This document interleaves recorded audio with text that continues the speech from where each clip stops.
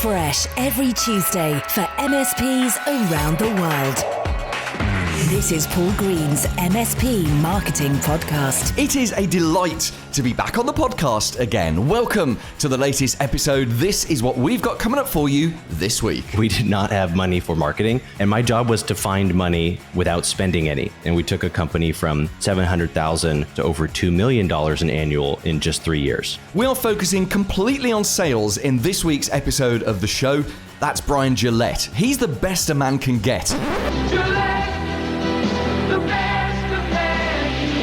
And he's going to be joining me later on to talk about improving your sales. We're also going to be talking about how to understand prospects' pain points. If you can identify their pain and understand what it really means to them, then of course you can influence them at a deeply emotional level. And that's ultimately what good sales is really all about. Paul Green's MSP Marketing Podcast. Most MSP owners do their own sales, and when you sit down to talk about sales with them, they'll very quickly say, oh, well, I've had no training at all. I've just kind of picked this up along the way. Now, I personally think that's one of the best ways to learn sales. There is no better way to learn many things than just by jumping in there and doing it yourself. Perhaps medical science is one of those things you wouldn't want to learn just by doing it. Yes, Mrs. Jones, I will be doing your brain surgery today. I haven't actually done this before, but I did watch a YouTube video on it. That's not going to work. For sales though, it's absolutely fine, because what's the worst that could happen if you muck up a sales call?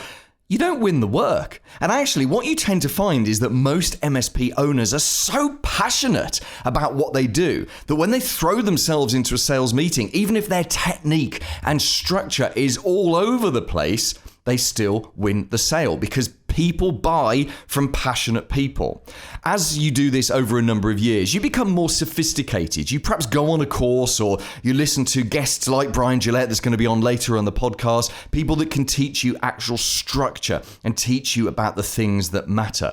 And over a period of time, you start to notice trends. You notice common themes, things that people tend to do, questions they tend to ask, ways they tend to act in sales meetings.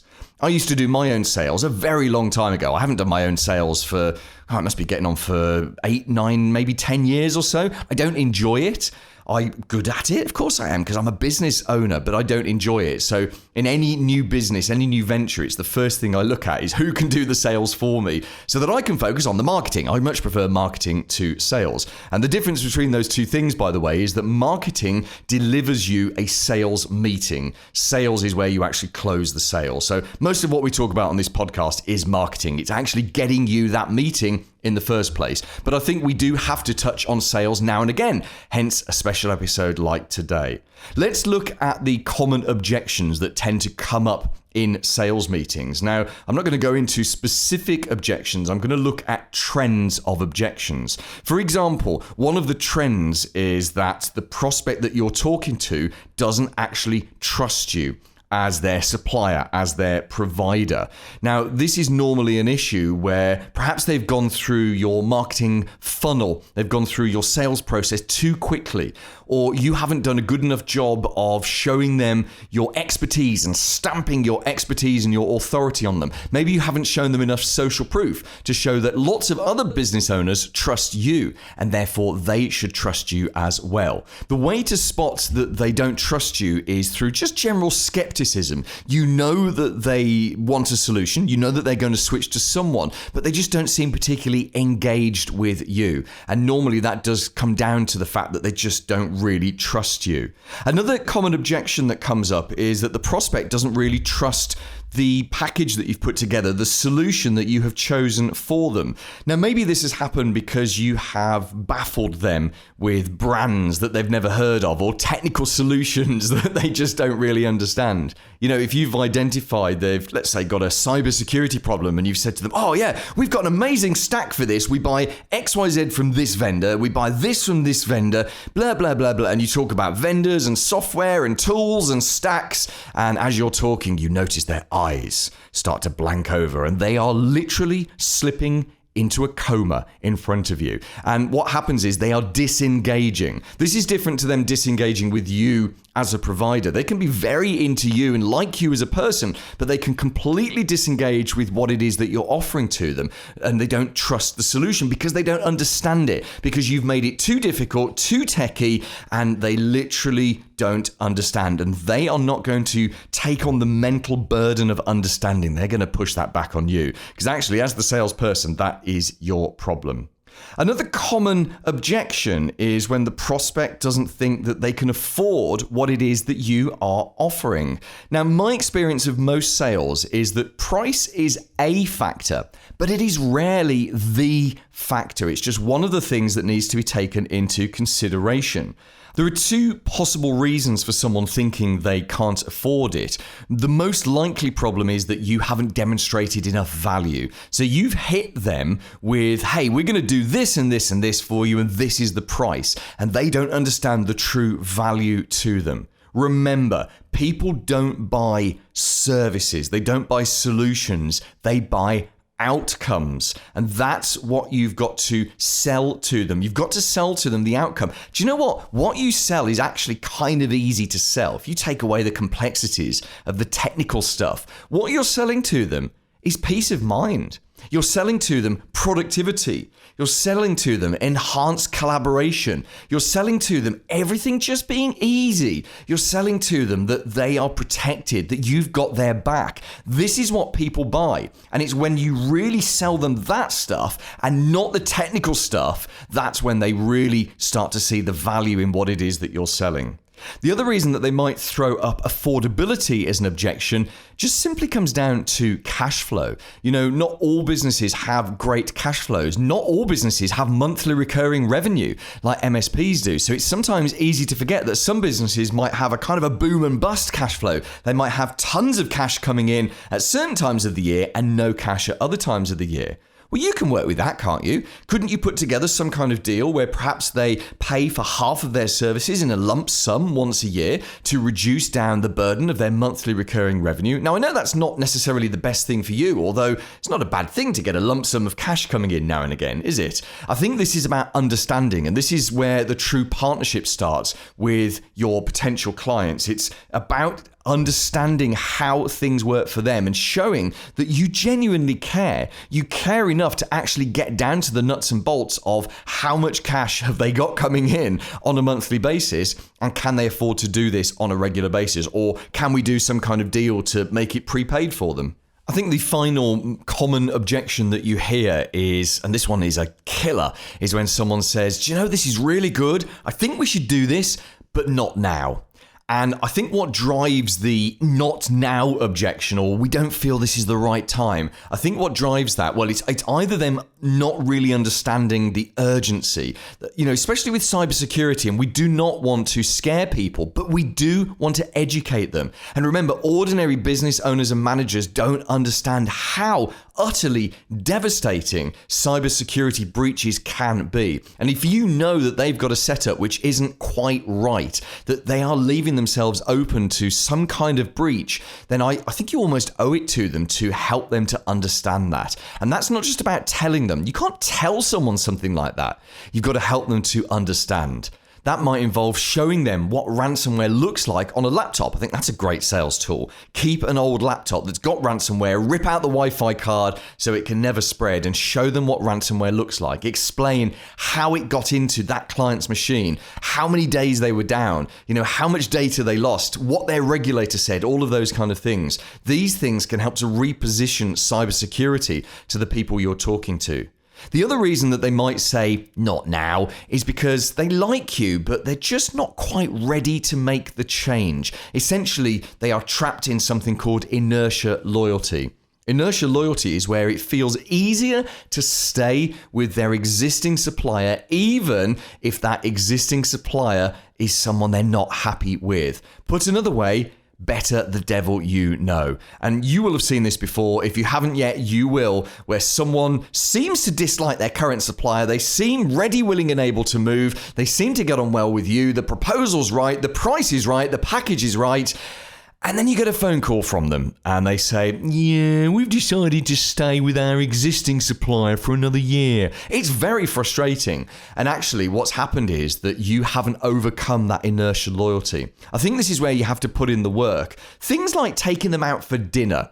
You know, socializing with them. Taking them out for dinner isn't really socializing with them because it's a business thing. But building the bond with them and demonstrating to them that you are not just there as a supplier. You want a partnership and you're willing to work at the partnership. That's why you do strategic reviews or quarterly business reviews. That's why you invest a huge amount of time putting in place a technology roadmap for them. You do not want to be a supplier. You want a 5 to 10 year partnership. But you're not going to ask them to make a 5 to 10 year commitment. You'll just ask them for a year or a 2-year commitment or whatever it is that you ask for now. But demonstrating that you are not just another supplier, you are a whole head and shoulders above their current people. You know, being a little bit more expensive so you can offer more quality, literally showing them, communicating to them at an emotional level about how terrifying cybersecurity is and why they must take urgent action, and then doing something like just taking them to lunch and saying, look, we're going to lunch. We're not going to talk about my business. We're going to talk about your business.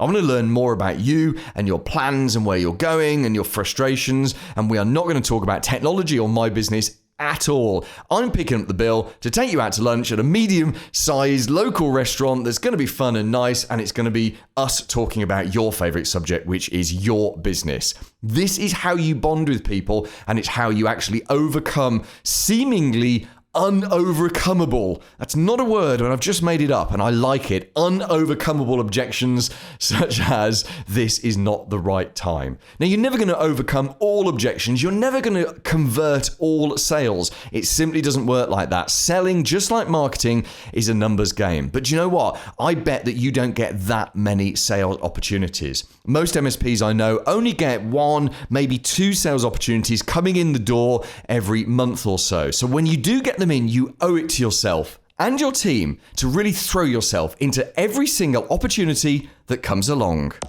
Here's this week's clever idea. Something else that'll have another benefit on your sales is to really truly understand what worries your prospects at a very deep emotional level. If you can understand the pain that your prospects have or the things that they're concerned about, you will always be able to connect to them at an emotional level. Selling is not about tech. It's not about talking to their brain. Their brain does not make the buying decision. It's their heart, their limbic system, their emotions that makes the buying decision. They don't understand technology. They don't want to understand technology. All they want to do is get those outcomes that we were talking about. And so therefore they are not picking an MSP with their brain. They are picking an MSP based on how much they like or dislike the person who is selling to them. You've got to form an emotional bond, and an emotional bond can be formed easily by understanding what their concerns are. How do you do this?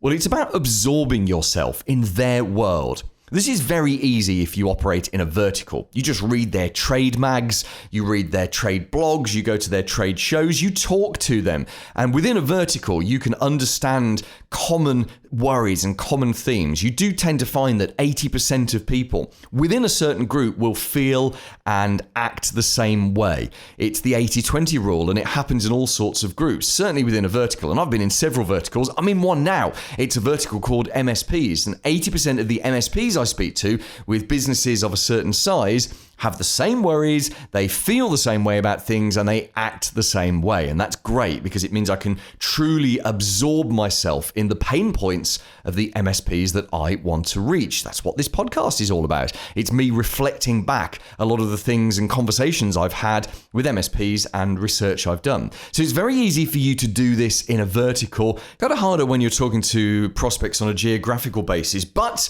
the 80-20 rule applies here as well. And general business owners have the same worries. You can absorb yourself in what business owners are worried about. How do you do this? You go online, you look in blogs, you look on Reddit.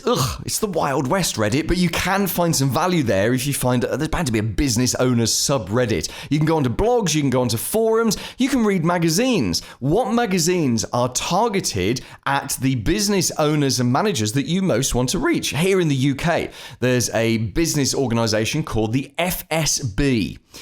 means something else in other parts of the world. That does, certainly in Russia. But the FSB is the Federation of Small Businesses here in the UK, and they produce a magazine. It's called something like First Voice. I'm a subscriber. I haven't read it for a long time, but it turns up every month or quarter or something like that. And you know what? When you flick through, you see letters from business owners, you see articles. That magazine is written to talk to business owners and managers. So of course it has some value. It's great research. There's loads of different places that you can go for research. The other thing that you could do is talk to your existing clients. And I think this is where quarterly business reviews, or strategic reviews as I prefer to call them, comes in handy again. We talked about it in the last bit, but sitting down with your clients and having a formal review where you ask them open questions about their business. This is not just good for strengthening your bond with your client and upselling them more stuff, it's a research exercise as well. And that research exercise can help you uncover what they're scared of, what their true pain points are.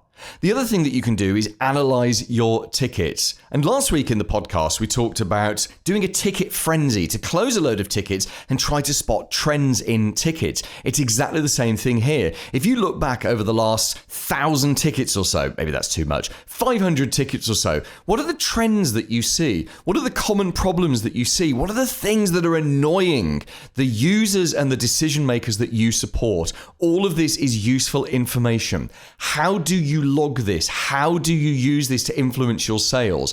I don't think you need to log this at all. I think you just need to absorb yourself in it. Because you're a smart person, you've got a good brain, and if you let your brain sit and swim in this and be completely absorbed in this, then your brain is just going to be influenced by it. The next time you're in a sales meeting and someone's talking and your brain makes a connection between something they've just said and something a client of yours said a few months ago, bingo! That's exactly what we want. Then you can ask them another question which is designed to take them off to talk about something that you know is a real worry of most business owners and gets them opening up about that subject, because of course your service can solve that subject. The more you absorb yourself in the world of your prospects, the more you'll understand their pain points and the easier it'll be to influence them at an emotional level. Paul's blatant plug.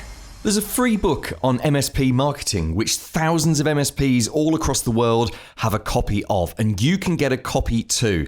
It's called Updating Servers Doesn't Grow Your Business. It's my book, actually. I wrote it to be the quick guide to marketing your MSP. And I'll just flick through here on page 13. I've got a little box that says, understand this. The MSP that can spend the most amount of money to acquire a new client is dramatically more likely to dominate the market. We've literally packed tons and tons of useful information into something that you could read with one good evening or across a couple of evenings very, very easily. To get your free copy posted out to you, we'll ship it to you completely free. You don't even have to pay for postage costs. Just go to paulgreens.mspmarketing.com. The big interview. Hi, I'm Brian Gillette. I'm the founder of the Feel-Good MSP. The Feel-Good MSP. What a great promise is there, right there in that title. So, Brian, you were very heavily recommended to me by our joint friend, Kevin Clune of MSP Spark. He's a great guy, and he dropped me an email a few weeks ago and said, you've got to get Brian on the podcast to talk about MSP sales. So that's exactly what we're going to do today. Let's build up some credibility for you first then, Brian. So you're quite a young guy, but I know you've been in sales for some time, and you have actually done sales yourself for an MSP, haven't you? You've been there with your boots on the ground doing MSP sales. I am a young guy. I have been in sales for over 10 years because I've been doing sales since I was allowed to work. And I was a VP of sales for an MSP for about 3 years. During that time, I came into an MSP who had a very, very full schedule and a very low checking balance. We did not have money for marketing. And my job was to find money without spending any. So that's exactly what we did. And we took a company from doing under $700,000 in revenue, most of that from one customer, I then dropped that customer and took us to over $2 million in annual in just 3 years. I can imagine it was a bit of a what we in the UK would call a squeaky bum moment when you drop the whale client that's contributing a huge amount of revenue. But we'll come back to that either later on in this interview or in our extended interview on YouTube. So let's talk first of all about what you did back in the day for that MSP, and then we'll talk a little bit more about what you now teach MSPs about sales. So I mean, it sounds like the dream. It's the dream hire for an MSP owner is to hire someone. And what was the phrase you said? It was not spend any money and contribute. Yeah, find money without spending any. Yeah, that's it. So I think every MSP owner on the planet would love to say to a young, enthusiastic salesperson, find money without spending money. What did you do back in the day? I had an interesting situation, in some ways, kind of a lightning strike moment, where we had a tier 2 engineer who was just awesome. His last name was Brainerd, and he talked like his last name was Brainerd, and he looked like his last name was Brainerd. But he had some health problems at a very young age that made it very difficult for him to continue managing a network. He had a 60 or 70 user network he managed at a big nonprofit, and he couldn't do the job anymore. But here we have this IT guru who is looking for something he can do. So I said, hey, I'll take him. And I hired him as a sales guy. And I trained him on how to cold call. I trained him exactly what to do. I'd never worked in IT before, but we went through about 1 week of training. And then he started making 100 dials a day. And these are ice cold. I mean, essentially a phone book we were calling. We didn't have verticals that we specialized in. Essentially, if they had computers or a server, we wanted to support them. So he started pounding the phones 100 dials a day. He would book meetings. I would go on site because he was vision impaired and he couldn't go on site to these places. So I would take the consultations and then I would close the business. So literally you'd got a guy who is just working the phones day in, day out, calling and calling and calling, having all the people slamming phones down on him, being rude to him, just not getting past the gatekeepers. And he was doing all that difficult, dirty work to set meetings for you. And then you went and did the heavy lifting work when you were sat there. And I did a fair amount of prospecting as well. Mine was a little bit more targeted. The first thing I did was I was in a small town with a pretty tight-knit business community. And I thought, if a new business starts, they might want to join the chamber and they might ask the chamber for recommendations for vendors.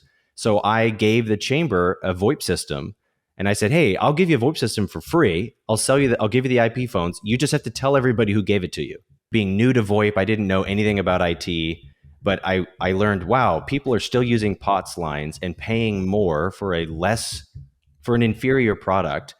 How is everybody not selling this like crazy? So VoIP was really my first thing that I sold. And were you using VoIP as the in to then have a conversation about managed services? That was how I started. Eventually I reversed it because I found that 80% of our MSP clients we could sell our VoIP product to, but the conversion rate was much less effective the other way around.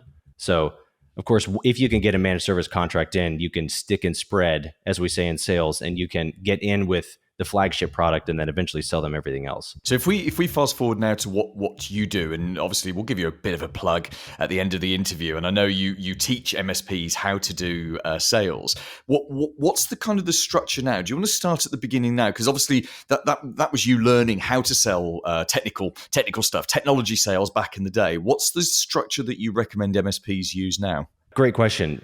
For starters, the number one thing I hear from MSPs is they say, I just need more leads. I get into these rooms and I close 90% of them. I just need more leads. And that to me is a huge red flag when an owner says that, because the reason that they're usually closing 80 to 90% is not because they're God's gift to sales. It's because the only meetings they're getting are super warm referrals and they're getting one a year. So they think they can go buy pay-per-click ads or something at that quality of inbound traffic is going to be the same caliber, and that their sort of owner, IT engineer turned salesperson skills are going to be able to compete on that same level. And frankly, that I've just never seen that to be the case. So the strategy is you need a controllable, manageable, and forecastable lead generation process, not waiting for the phone to ring. That isn't a business strategy. You have to start there.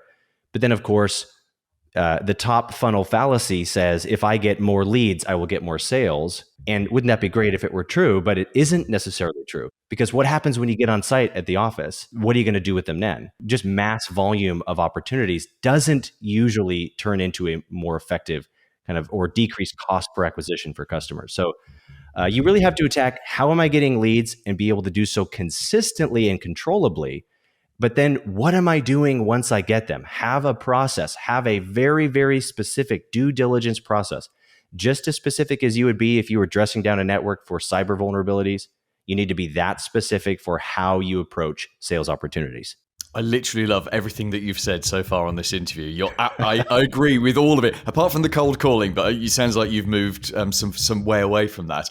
That thing of I just need more leads. I can close the vast majority of leads when I get in front of them. I think every MSP I've ever spoken to has said that to me, and I completely agree with your assessment that just means that they're getting people ringing them who are ready to buy, and it's the real opportunity is actually to generate more leads, as you say, a controllable supply, and then actually to only have a close rate of 50-60%, which is a much more realistic close rate, and actually shows that you're really starting to max that out.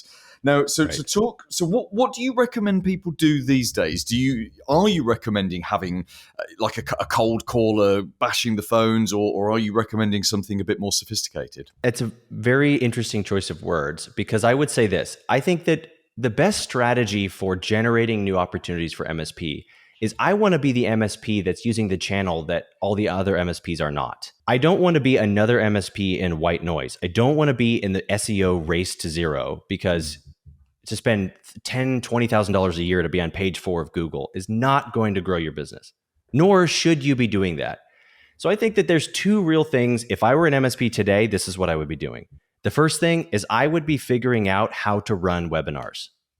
Now, you did an episode on this, Paul, and you're the first person I've heard talk about this that how important it is, I think, for MSPs to be there, because MSPs aren't doing that. Webinars work. And if I'm an MSP today, I'm thinking about how can I improve the user experience of my customers, creating content that the receptionists, the office managers, the points of contact in my customers' environments are going to like me more because they watched this video. I'm going to run how to maximize your work from home experience using Windows 10. Nobody knows you can make duplicate desktops where you can have, what if you had a home desktop and a work desktop, and you had knew the keyboard shortcuts? Or I would make AutoHotkey scripts to teach people how to automate some simple things that they hate doing. And I would make those things available, how to use Excel like a wizard and make a 45-minute, things like that, about creating an improved IT experience where then people associate you with their technology. I would be starting there. Thank you for your praise about the episode on webinars. That was episode 118, if you want to go back and listen to that one. Why would you recommend, Brian, that someone starts with webinars? I mean, surely videos would have the same effect of stamping authority and creating your expertise with technology. What's the advantage of doing that as a webinar? You should make something that you can get 2 or 3 different variations of. You should make something that you can then upcycle to get more things out of. And what's to stop you from turning a webinar into a YouTube miniseries, into an audiobook, into audiograms, into text pull quotes for your Instagram? Something that's the flagship concept where you introduce the piece of value, and then you can then get more value out of it later. Because if you have it, you can evergreen it, or you can teach it live. I'm not a big fan of shotgunning content, or random acts of content. You may have heard it said before, where we just put things on the internet and hope that means people will buy things from us. So I think that is probably one of my main incentives for using webinars, and just getting people in front of you, knowing that you're going to eventually have qualified people watching your video rather than a YouTube series that you hope eventually somebody's going to look at later. And then once someone's watched your webinar and they're in your system, they're in your audience, you're aware of who they are, and you've hopefully got some kind of contact details. What would you do then? Would you just email them? Would you connect to them on LinkedIn? What I'm looking for, I guess, is Brian, what's your secret sauce from taking someone who has watched a webinar or connected to you on LinkedIn or is in some way in your sphere of interest, your sphere of knowledge? How do you then go through that process of then qualifying them and getting them on a video call or whatever you would consider the next appropriate step to be? exactly what I would do is get in contact with them, not asynchronously. An email is fine, but the whole point of an email is to get them on a call. Get them on a teleconference call or in person if you can. Get them to look at your face. The reason being that what my secret sauce is really the productization of my sales philosophy. I call the feel-good close. And it's the premise that people are motivated by experience. And that if you can bring human intelligence into the way that you sell and interact with your prospects, you will always separate and differentiate from your competitors. Most IT people actually put up systems to defend themselves from prospects, usually because they simply don't have the conversational skills, the confidence, whatever, to interact with them. So, I cold call into MSPs, and when they say, "Hey, if you'd like to speak about a new contract, press 2," and then it goes straight to a voicemail. So I would say get in contact with them and figure out how to bring honesty and empathy into this process. Don't demonstrate expertise. They don't actually care what you know about IT. They just want to check the box that says, this is the IT guy. They don't care about your credentials. They don't care about your certifications. They don't care about any of that. They care about if you can solve their problem, and if you can just simply say, I'm the IT guy. Now, thank you so much for calling. What's bothering you? Yeah, but they do also care about that there's a connection, that there's a trust there, and I think the words you used was it emotional intelligence, trying to bring some emotional intelligence into it, and that's what I think it is. And we've talked about this on the podcast a lot, that people buy from people. So yeah, there's timing things. People only buy when they're ready to buy, but essentially people buy from people. They're uneducated buyers. They don't know about technology. They don't know how to tell one MSP from another. So ultimately, it boils down to, do they like you? Do they think they can trust you? Is that your experience, that's what it comes down to that? Yeah, I think you're exactly right on, Paul. And in fact, I'm going to circle back. You said, what would I do if I were an MSP right now? There's 2 ways I would get leads. The webinar is what I would start doing because I think it would be cool. No one's doing it.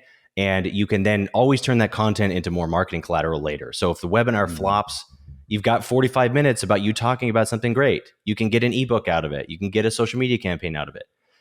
I cold call. I love cold calling MSP sales because most MSPs suck at talking to people. And in fact, most of the MSPs I take from other MSPs are not because of that MSP's technical competence, but because of the customer's experience, right? MSPs aren't losing customers because of their cyber security preparedness. They're losing customers because of the customer's perception of their value, which all comes down to their interactions. So if I can cold call someone and have an intelligent, emotionally connected conversation about IT, I am already driving a wedge between their current incumbent provider who's not fitting the bill and the services I can provide become very viable. So you used the term pounding the phone, getting rejection, not getting past gatekeepers. That is the traditional cold calling experience. But would you believe me if I said I have a philosophy about the way I cold call where I actually leave feeling more energized after 2 hours of cold calling than when I started? That's incredible. Go on, can you share with us what do you do that allows you to walk away from what, let's be honest, what most people find a very draining experience? What do you do differently? The honest answer is that I've done, 50,000 cold calls is a big piece of it, where some of the rejection, and my history as an actor and a presenter and public speaker have made sort of fear of rejection no longer the daunting foe that it once was. I have this philosophy that people actually desperately need what I am selling. Most people are their own biggest problem. The reason that they've been frustrated with their IT guy for 12 months and now they're up to here is because they didn't have the skills to fire their IT guy when they should have 12 months ago. So they're not really mad at their IT guy, they're mad at them. And what they need is they need a shepherd to come along and actually guide them through the process of fixing their frustration. And so if I think of myself not as the hero of this story with my prospect being the foe, but I am the guide of the story and they are the hero, then I'm offering them an opportunity to transcend their current situation and get to a better situation, get to a better tomorrow. And that takes all this pressure off of me to be competent, to be the best, to be the cheapest. I don't need to be any of that, right? If I'm the guide the humble Sherpa, and they are the main character, then this is all about them and their inability to see the value in that. It's got nothing to do with how good of a guide I am. It just means they're not ready to be a hero. That makes perfect sense. Brian, I think you are one of the most quotable guests that we've ever had on this podcast. Just to pick up a couple of quotes, a couple of choice ones you've thrown out there already. Most MSPs put up systems to defend themselves from prospects. I love that. And another one, this is you personally talking. I love cold calling MSP sales because most MSPs suck at sales. That's just brilliant. Tell us a little bit more about what you do with MSPs and how do we get in touch with you?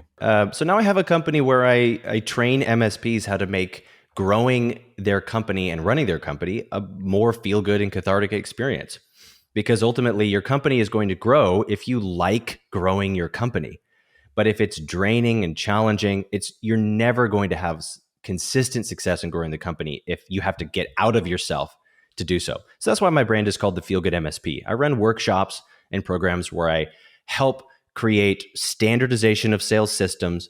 I call it sales infrastructure consulting, where we go bottom up. We teach you how to double your closing rate, which would double your return on ad spend at the bottom of the funnel, not the top of the funnel.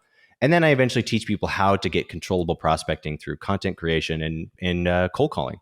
And what's your website address? Yeah, feelgoodmsp.com always has the information for my upcoming event. This year I'm running one workshop a month, and that might increase later. There'll be more webinars and things.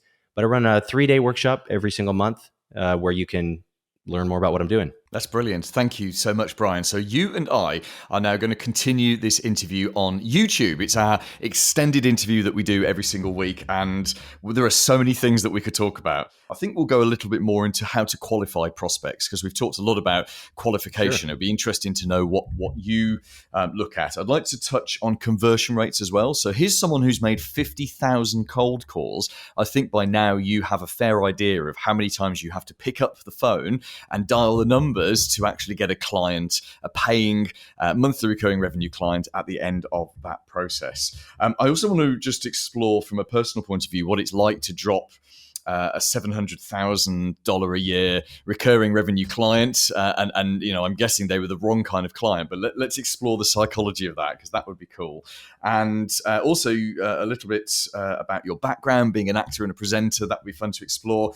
And I think we'll finish off on our extended interview with 3 top secret sales nuggets from you. So from the 10 years you've been doing this, the 3 things that make the biggest difference for non-salespeople, which is the vast majority of people listening to this podcast. So thank you very much, Brian. We will continue this interview right now at youtube.com/MSP marketing.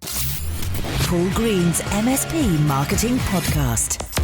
This week's recommended book. Hi there, this is Jennifer Bleem, author of Simplified Cybersecurity Sales for MSPs. I would highly recommend that you read the book Tiny Habits by BJ Fogg. I recommend this book a lot because most of what we know about establishing habits in our lives are completely wrong, and it will help you become a better business person to learn the right way to create habits in your life. Coming up next week. Hey, I'm Len Herstein. I'm the author of Be Vigilant. I'm going to be on the show next week talking about what complacency is, why it's so dangerous, what we can do to identify and fight it, and why success is not the end goal, keeping it is. We're also going to be talking next week about the 2022 marketing power of a 1922 marketing tactic. I'll explain exactly what it is, why it still has power, and why you must use it to warm up your MSP's prospects. That's coming next week. Plus, we're going to be talking about creating something called evergreen content. It's content that goes on your website which never goes out of date. Well, actually, you do update it every year or every couple of years because that gives you a massive SEO, search engine optimization benefit.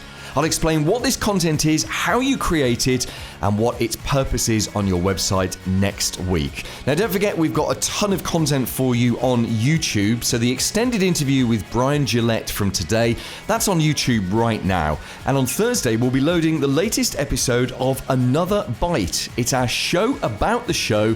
Host Sophie Law interviews me and sometimes our guests as well about some of the subjects we've been discussing in the podcast. You can see all of our content right now at youtube.com/MSP marketing. While you're on YouTube, please do subscribe to us there. Oh, and subscribe to this podcast as well on whichever platform you listen on. Join me next Tuesday and have a very profitable week in your MSP. Made in the UK for MSPs around the world. Paul Green's MSP Marketing Podcast.